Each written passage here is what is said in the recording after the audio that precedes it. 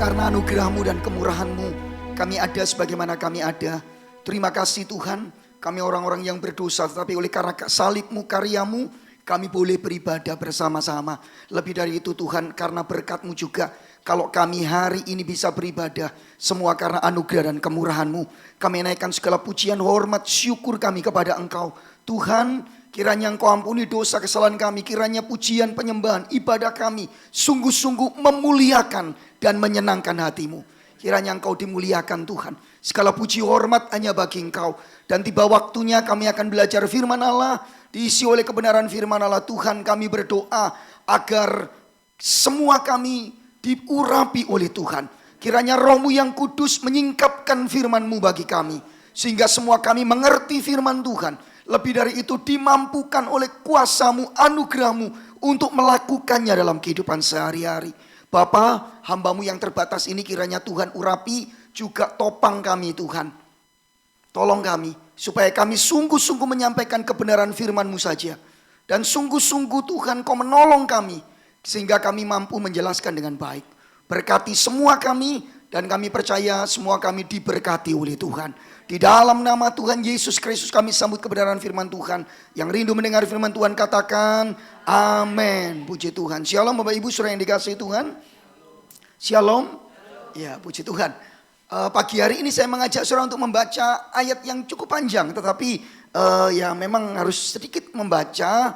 Kita akan membaca bersama-sama. Oke.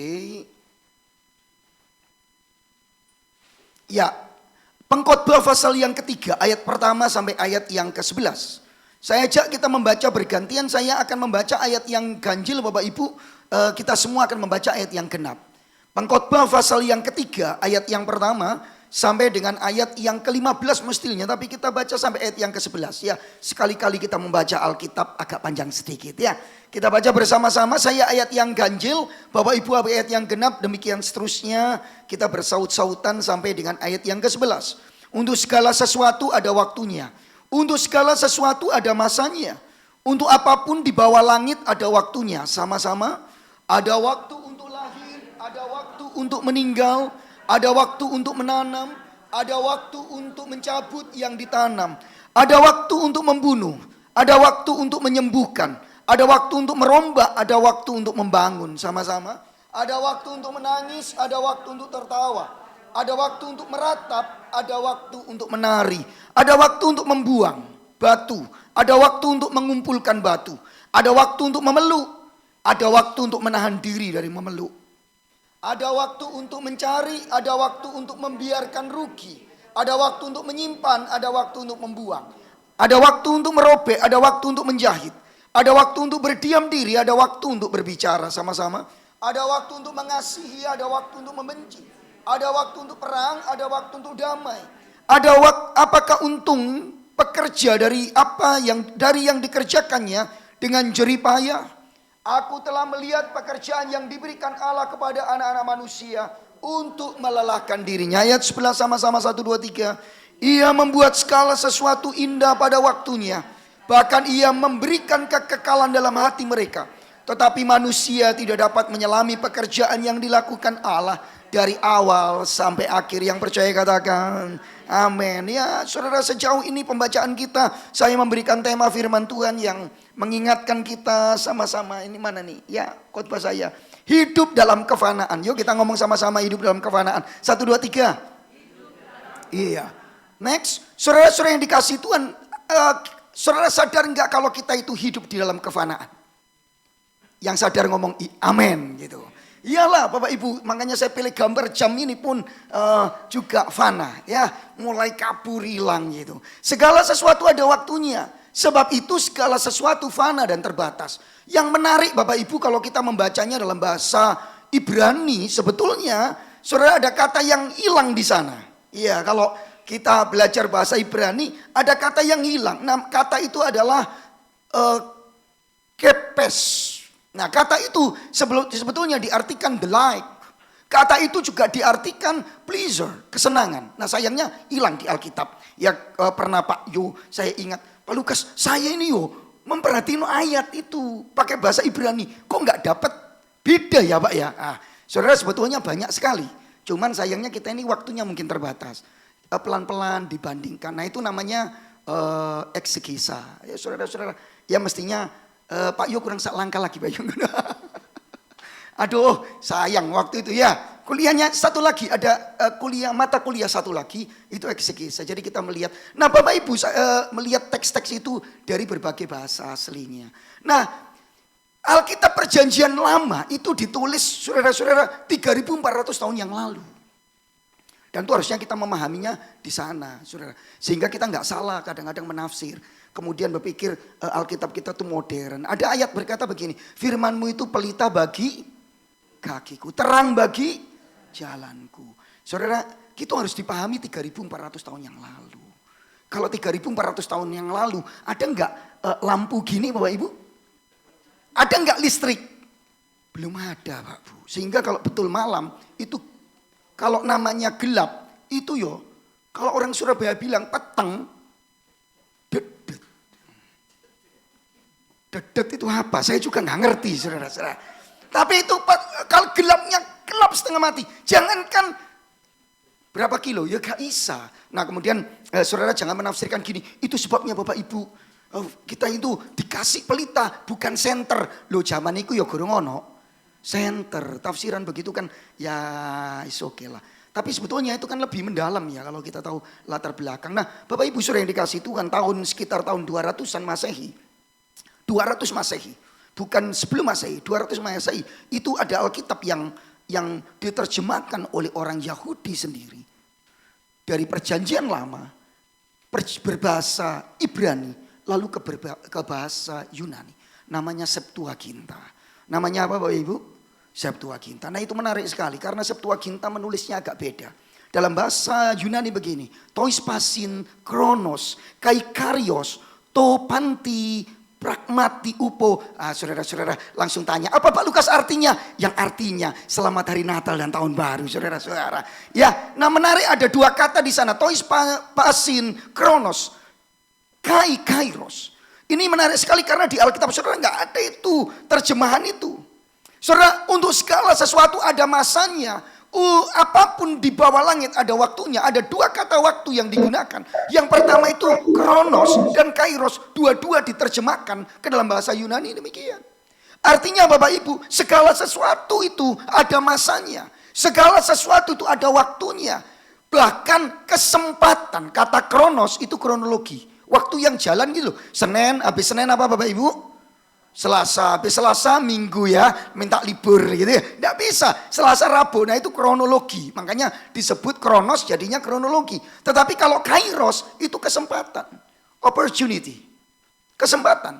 Nah yang menarik dalam bahasa Yunani itu sebetulnya waktu-waktu yang indah.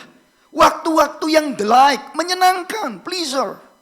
Ya, saudara-saudara saya tidak usah panjang lebar pakai bahasa-bahasa asli. Tapi saya hanya ingin memberitahu saudara. Jadi kalau gitu segala sesuatu itu ada masanya. Ada expire-nya.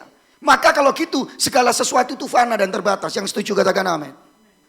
Walaupun baju ini senang dipakai. Ada waktunya kita gak cukup lagi Bapak Ibu.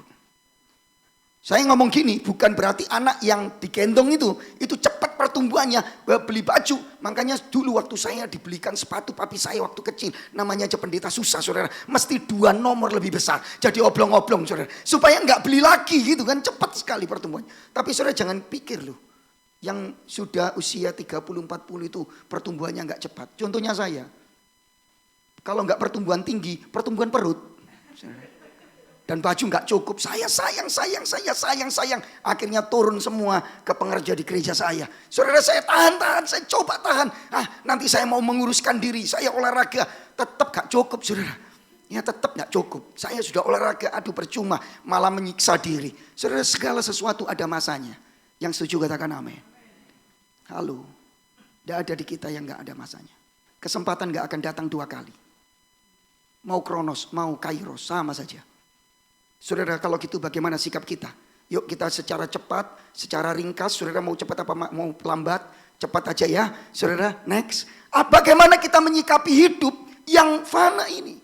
Yang serba terbatas ini. Saudara-saudara yang dikasih Tuhan kita pengkhotbah mengajar kita hikmat itu. Yang pertama next. Ya sama-sama yuk kita baca. 1, 2, 3. Temukan makna hidup yang fana ini di dalam Allah melalui Tuhan kita Yesus Kristus. Pak Lukas gak ada ayatnya tentang Tuhan Yesus, saudara, keliru. Karena saudara dalam mempelajari Alkitab salah satu prinsipnya itu ada namanya konteks. Makanya dilihat konteks teksnya. Nah, immediately konteks yang paling dekat. Tapi juga konteks yang paling jauh. Saudara percaya Alkitab firman Allah, yang percaya katakan amin. Nah saudara, kalau hanya membaca perjanjian lama, perhatikan saya, ini penting. Poin 1 ini penting sekali. Perjanjian lama kalau kita baca tidak pakai kacamata perjanjian baru, sebetulnya saudara dan saya bukan orang Kristen. Bukan pengikut Kristus. Tetapi saudara dan saya orang agama apa? Ada yang tahu? Loh, perjanjian lama ini punyanya agama apa sih Bapak Ibu? Yahudi. Makanya hati-hati Bapak Ibu. Kita nggak berpusat Injil lama-lama ya. Karena apa? Mereka masih menanti. Perjanjian lama itu janji, perjanjian baru penggenapan. Perjanjian lama, saudara-saudara harus dilihat begitu.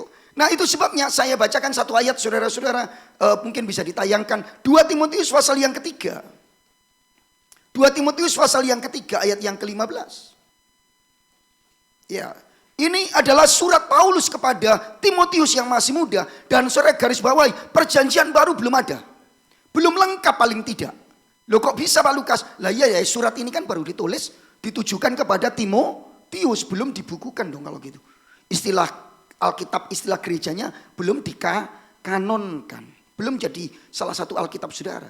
Saya bacakan ya ayat 15. Ingatlah juga bahwa dari kecil Timotius, engkau sudah mengenal kitab suci. Yang dimaksud kitab suci yang mana Pak? Perjanjian lama lah. Loh kok bisa? Lah ini loh 2 Timotius baru ditulis. Masa sudah masuk kitab suci kan ya enggak lah. Jadi kalau gitu kitab suci ini perjanjian lama. Kita baca sama-sama ya.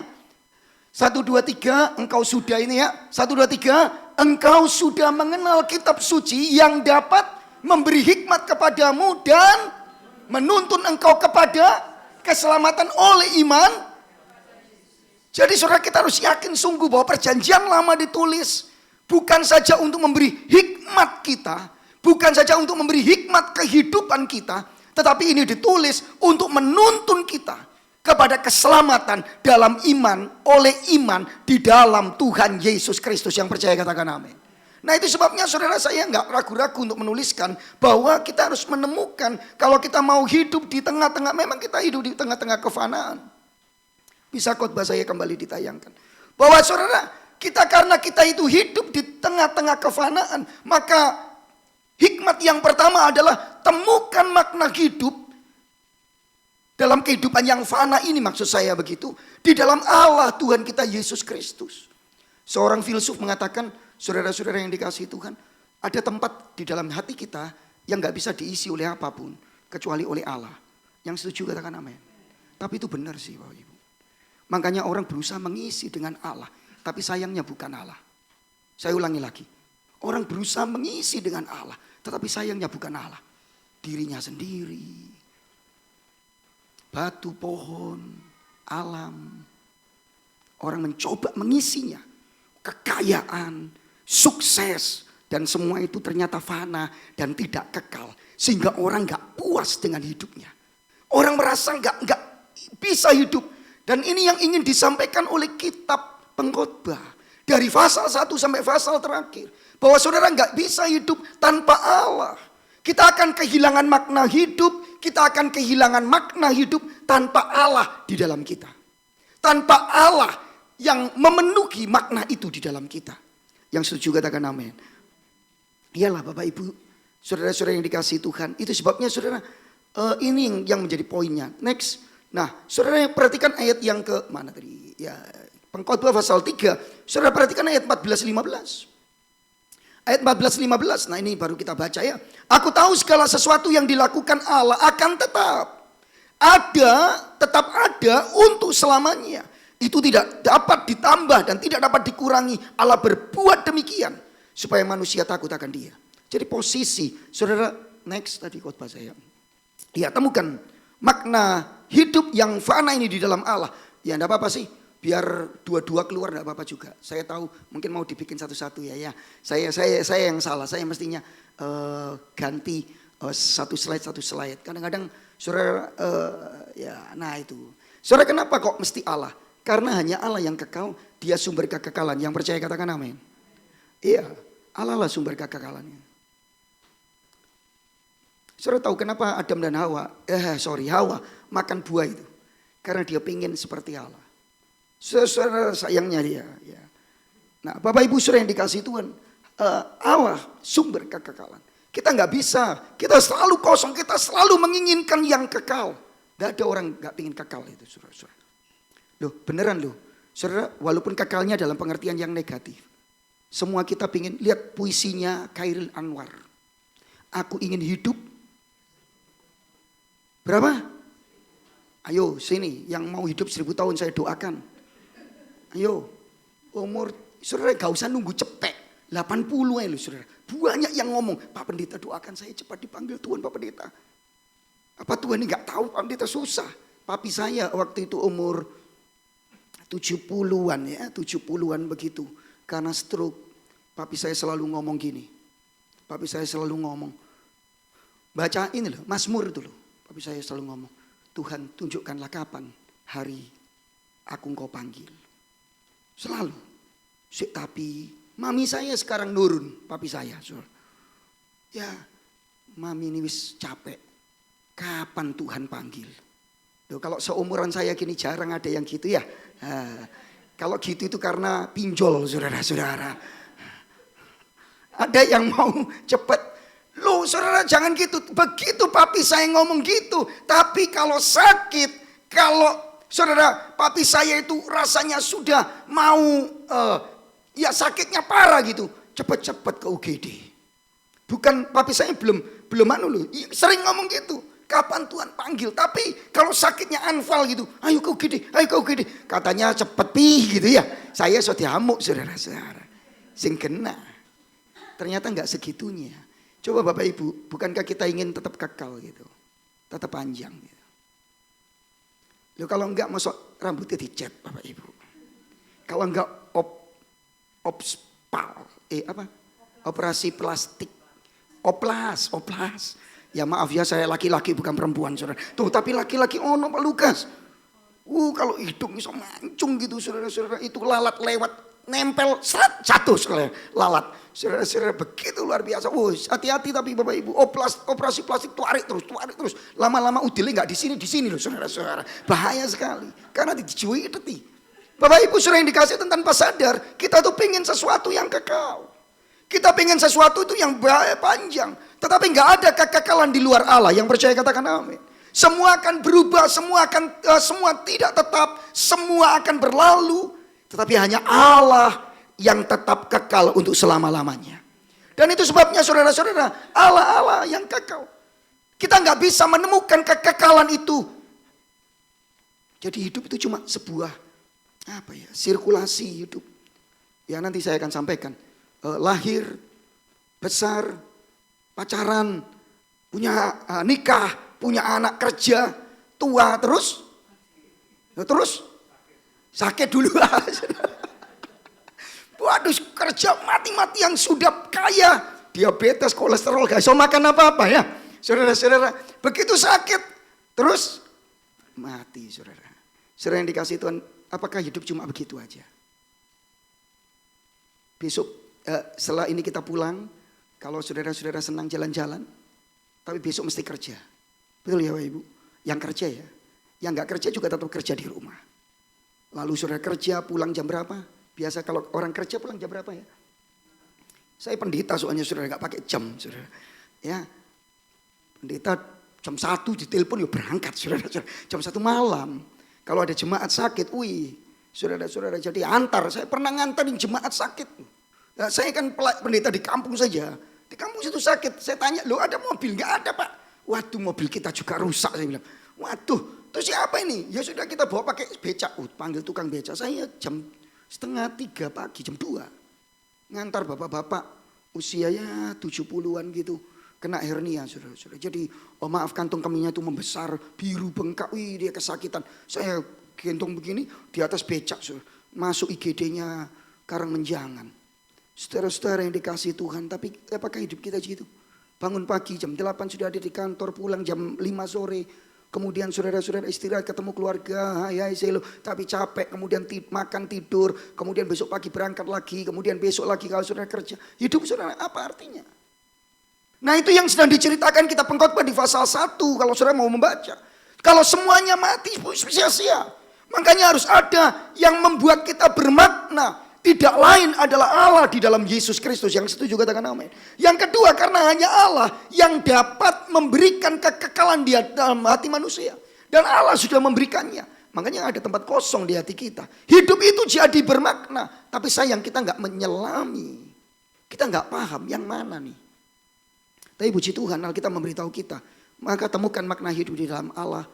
Melalui Tuhan kita Yesus Kristus yang percaya katakan amin. Makanya Bapak Ibu next. Kita jadi ingat ayat ini. Karena begitu besar kasih Allah akan dunia ini. Sehingga ia telah mengaruniakan anaknya yang tunggal. Supaya setiap orang yang percaya kepadanya. Sama-sama. Melainkan. Bukankah makna hidup itu ada di dalam Allah. Kita jadi punya makna. Kita jadi punya tujuan. Hidup bertemu dengan Allah. Hidup itu menyenangkan hati Allah. Tujuan hidup memuliakan Allah. Jadi punya makna. Ketika kita berhubungan dengan Allah. Yang kekal, kita jadi mengejar kekekalan, kita jadi hidup itu punya makna gitu loh. Tapi kalau hidup tanpa Allah, ya gak bermakna. Karena lahir, kerja, tua, sakit, selesai. Tanpa Allah kok. Tapi kalau ada Allah, Allah yang kekal, memberikan kekekalan di hati saudara. Yang percaya katakan amin. Dan yang paling penting, karena kasihnya, Allah telah memberikan putranya. Ketika ngomong memberikan kekekalan di hatimu, engkau enggak menyemami. Tapi Allah sudah mengerjakannya sebelum dunia dijadikan. Kemudian 2000 tahun yang lalu Tuhan genapi dengan mengaruniakan Yesus Kristus. Yang Jumat nanti kita rayakan dengan Jumat Agung. Dan Minggu kita rayakan dengan Paskah kebangkitannya. Dia karuniakan putra yang tunggal. Supaya saudara dan saya yang punya, yang percaya kepadanya. Tidak binasa, tapi beroleh hidup yang kekal. Yang percaya katakan. Hidup kekal di sini bukan hanya hidup selamanya loh Bapak Ibu. Tapi hidup kekal ada persekutuan kita dengan sang kekal. Lah kalau saudara persekutuan dengan sang kekal, Yohanes 17 ayat 3. Hidup kekal itu bukan Bapak Ibu nanti terus hidup gitu. Itu saudara, saya kira terlalu menyepelekan istilah hidup kekal. Hidup kekal itu hidup yang berkualitas karena memiliki persekutuan dengan Allah Tritunggal, dengan Tuhan Yesus, Bapa, Roh Kudus dari sekarang sampai selama-lamanya. Yang percaya katakan amin. Itu. Sehingga kematian bukan menakutkan, kematian bukan segalanya karena kematian cuma pintu aja. Dari persekutuan dengan Yesus di bumi yang fana ini sampai kita melewati kematian, kita bersekutu dengan Yesus untuk selama-lamanya. Yang nangkep, yang ngerti katakan amin. Kalau gitu penting kita punya Yesus. Penting kita punya Allah di dalam Yesus. Sehingga hidup ini jadi bermakna. Hidup ini jadi bermakna. Yang setuju, yang mengerti katakan amin. Yang kedua, ya saudara-saudara supaya cepat. Yang kedua, next. Bagaimana kita hidup di tengah yang fana ini? Yuk sama-sama kita baca 1, 2, 3. Nikmati hidup dalam kefanaan ini. Dengan ucapan syukur kepada Allah dalam Yesus, sang pemberi segalanya. Saudara-saudara yang dikasihi Tuhan, hidup itu memang fana. Yuk kita ngomong, hidup itu fana. 1, 2, 3. Loh iyo. Dalam bahasa Yunani, Ibrani sangat jelas sekali. Bahkan pleasure. Ya.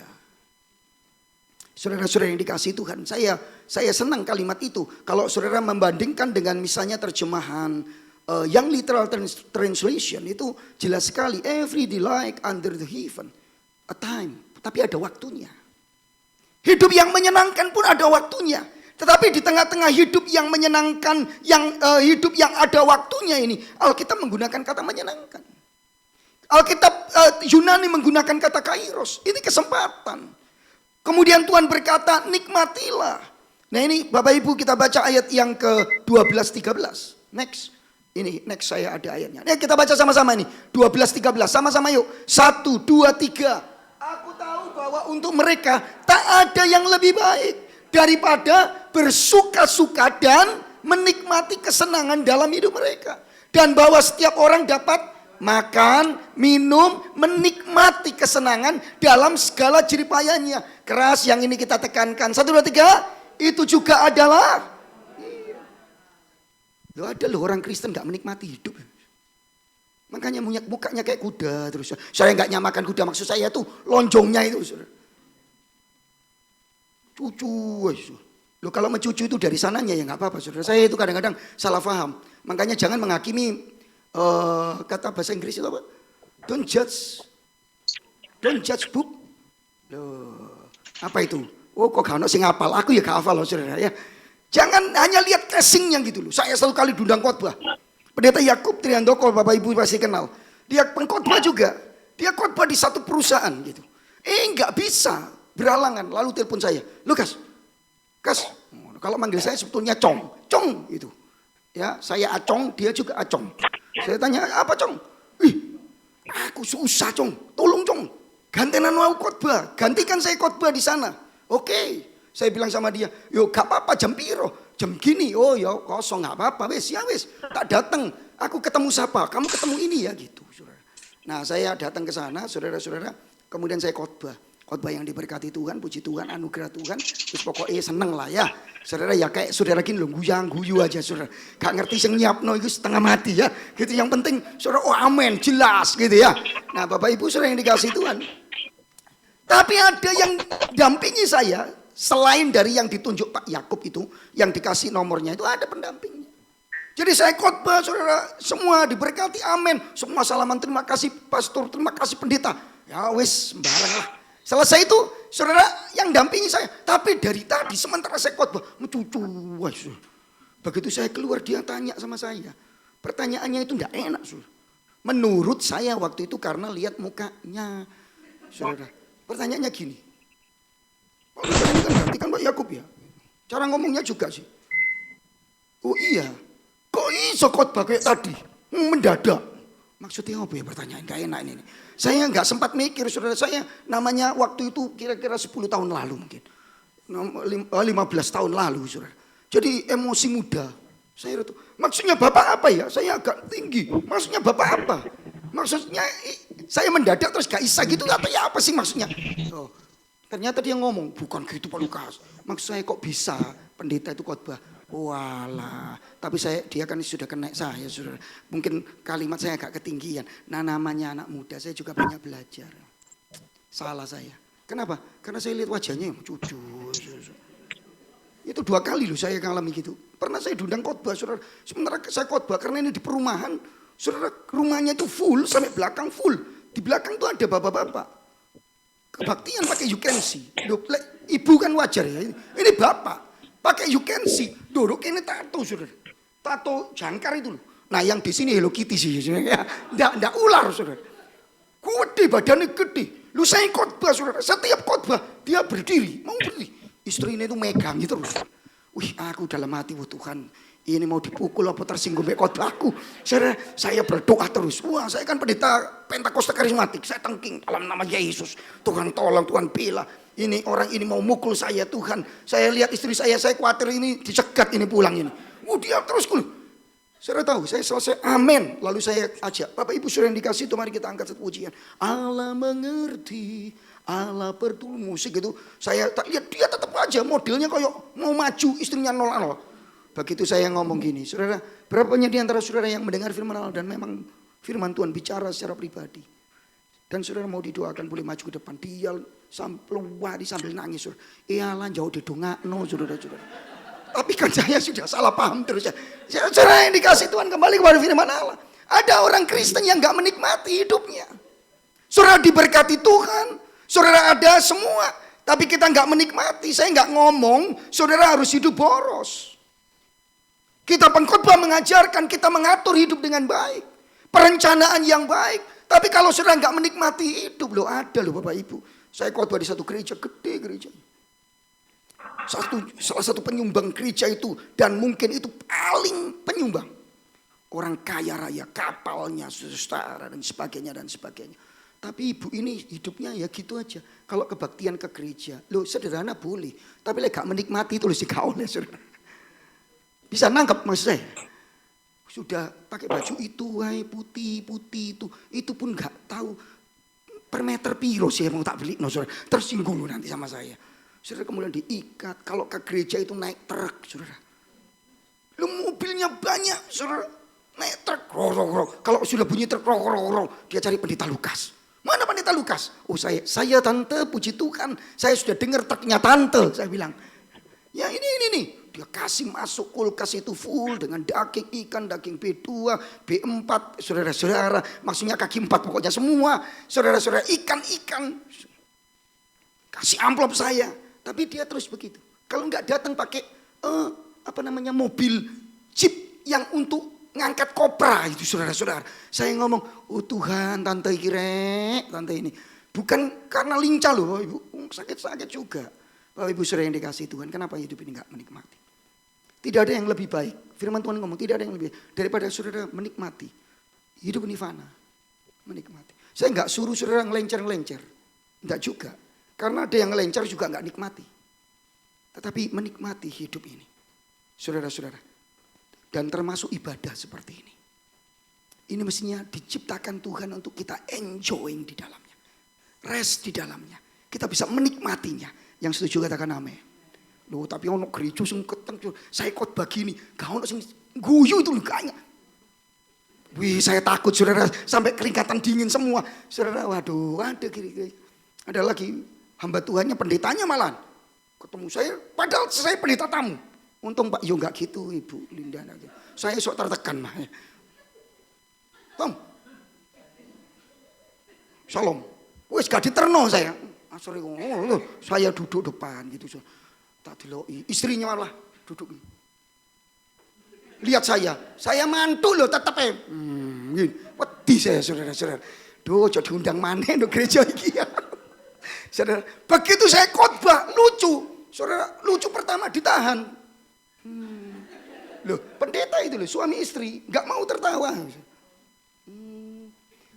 Khotbah saya lanjut, lucu kedua, agak gini. Lucu ketika suaminya, wah, saya mau pingsan saudara-saudara. Ternyata dia nahan itu supaya kelihatan tetap ganteng ya, saudara. Yang lebih parah istrinya, begitu, wah, tertawa lucu gitu. Bisa jatuh dari tempat duduk, loh, grobiak, tambah jemaat guyu kabeh saudara. Ya.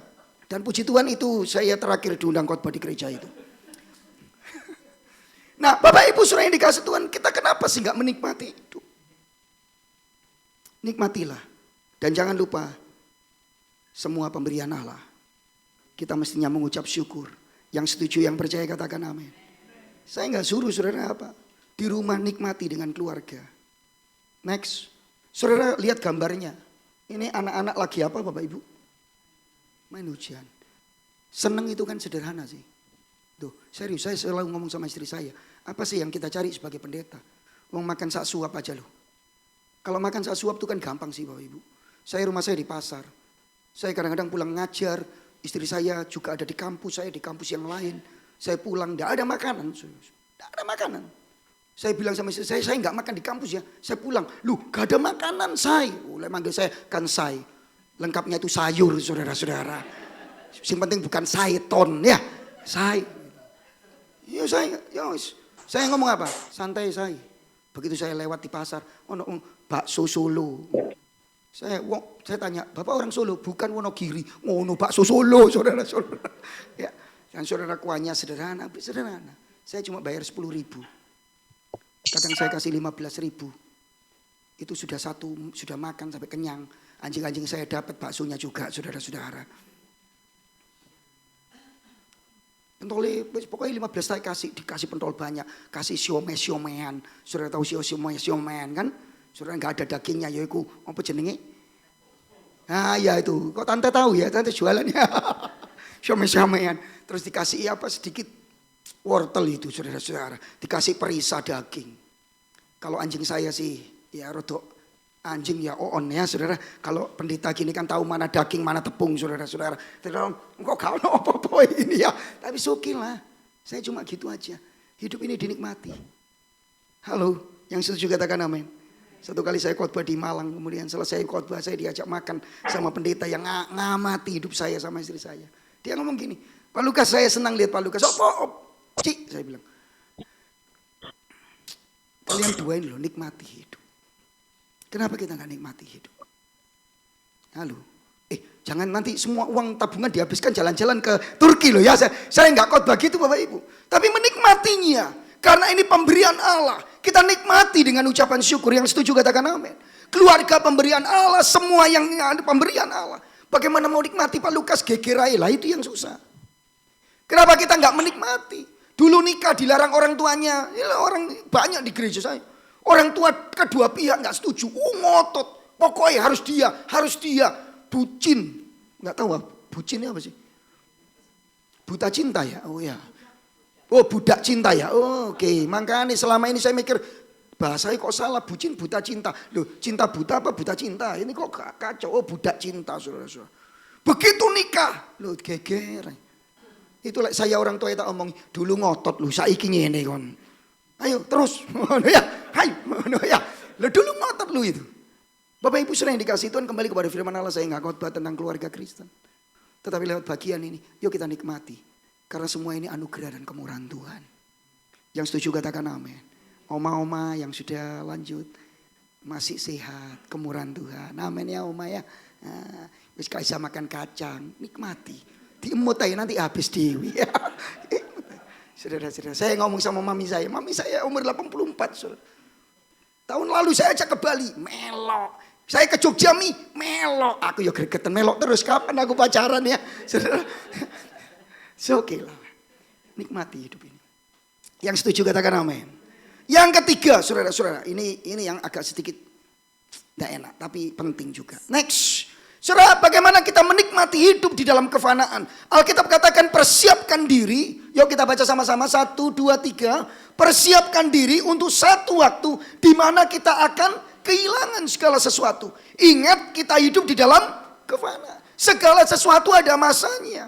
Kalau segala sesuatu ada masanya, kita akan kehilangan Bapak Ibu.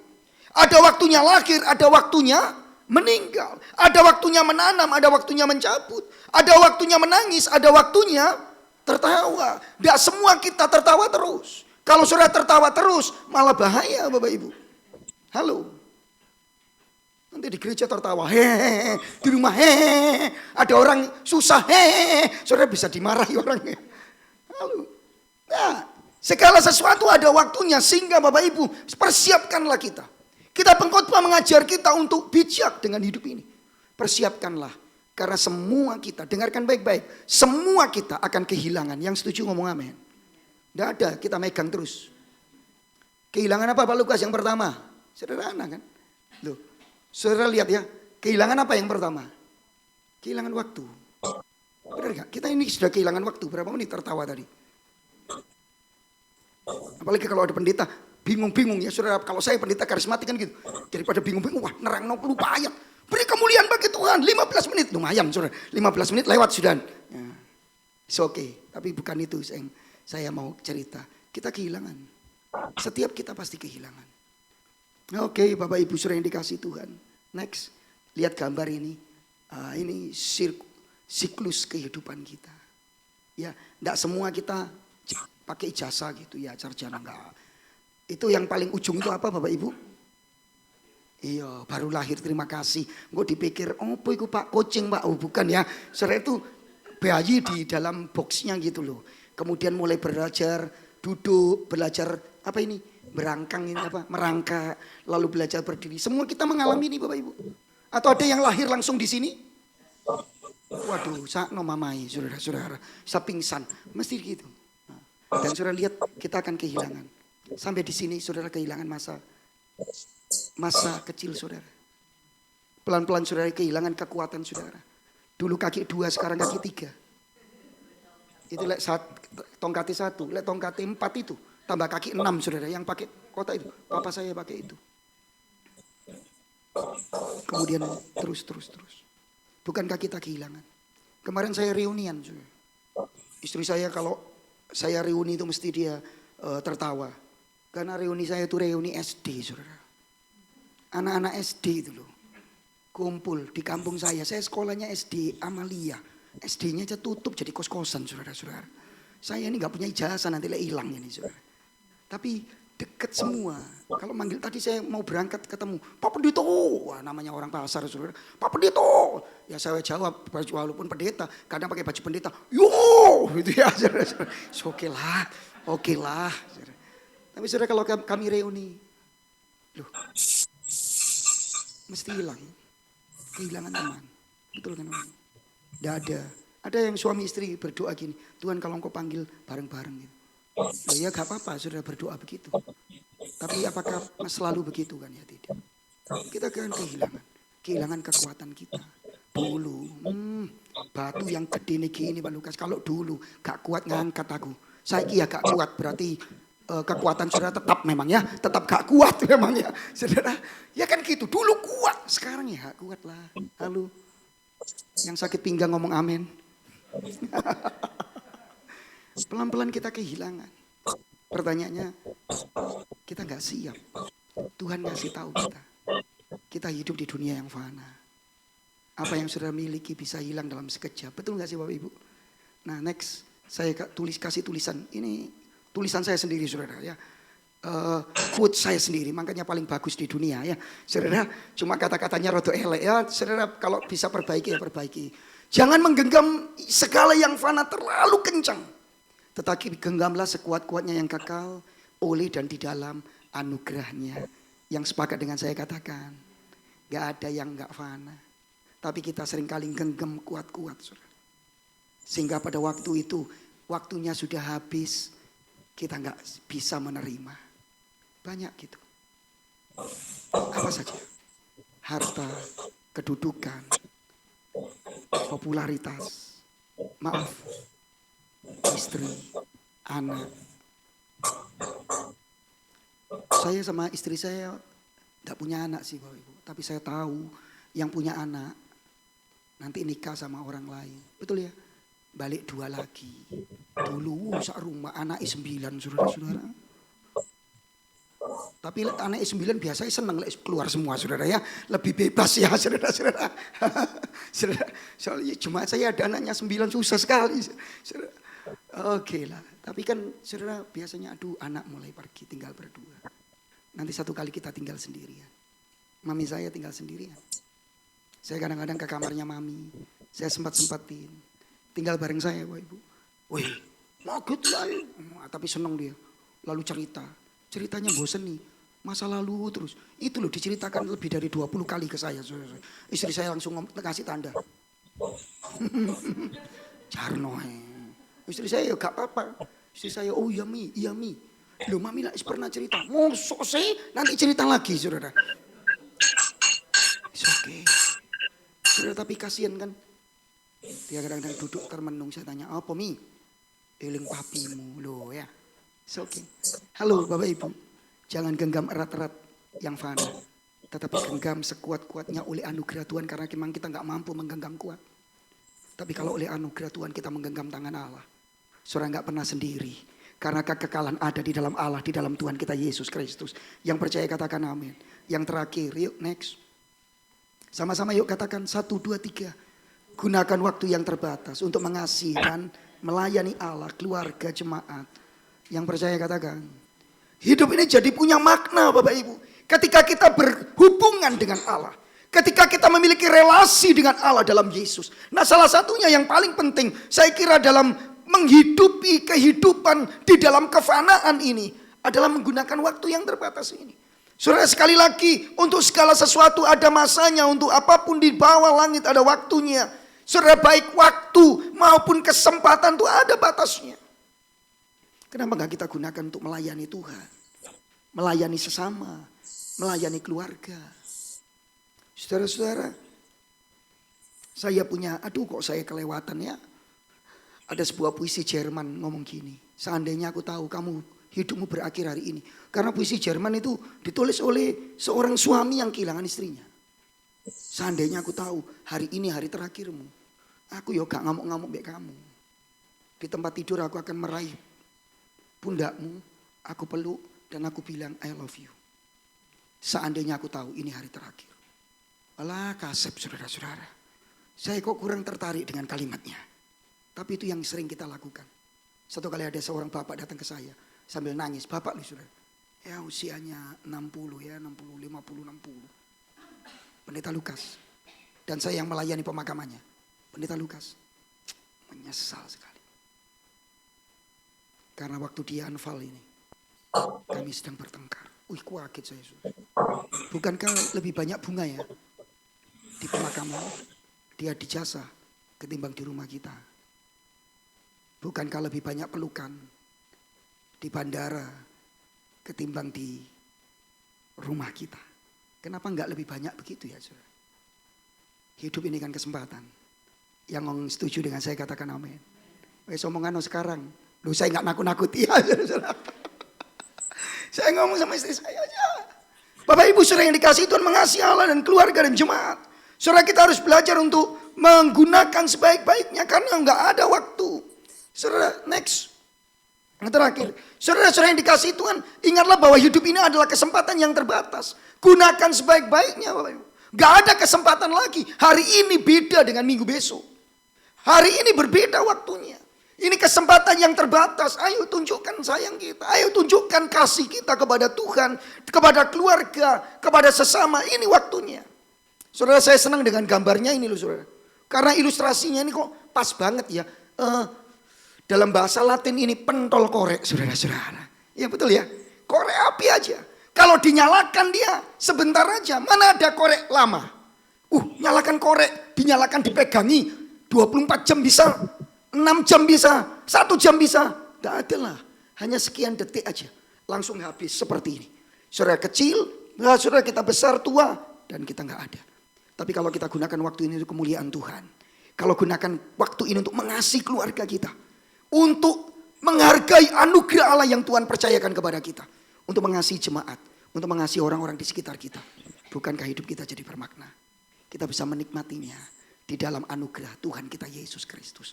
Tuhan memberkati saudara. Mari kita bangkit berdiri bersama-sama. Kita nyanyikan satu pujian. Hidup ini adalah kesempatan ya. Oke, kita nyanyikan pujian ini dan kita datang kepada Tuhan. Hidup ini adalah kesempatan.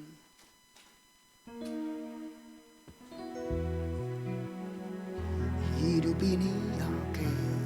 Hidup ini adalah kesempatan. Hidup ini untuk melayani Tuhan. Jangan sia-siakan waktu yang Tuhan beri. Hidup ini hanya sementara. Jemaat saja katakan hidup ini.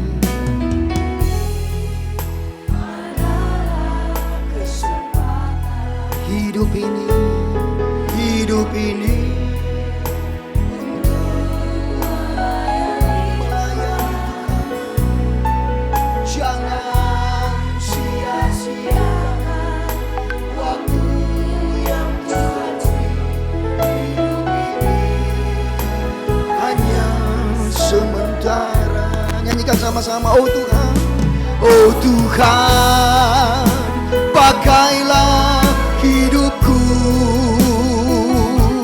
selagi aku masih kuat. Bila tiba saatnya nanti, bila saatnya nanti ku tak berdaya lagi. Hidup ini sudah jadi berkat. Sama-sama oh Tuhan. Nanti saya undang Bu Linda ya. Tuhan, pakailah hidupku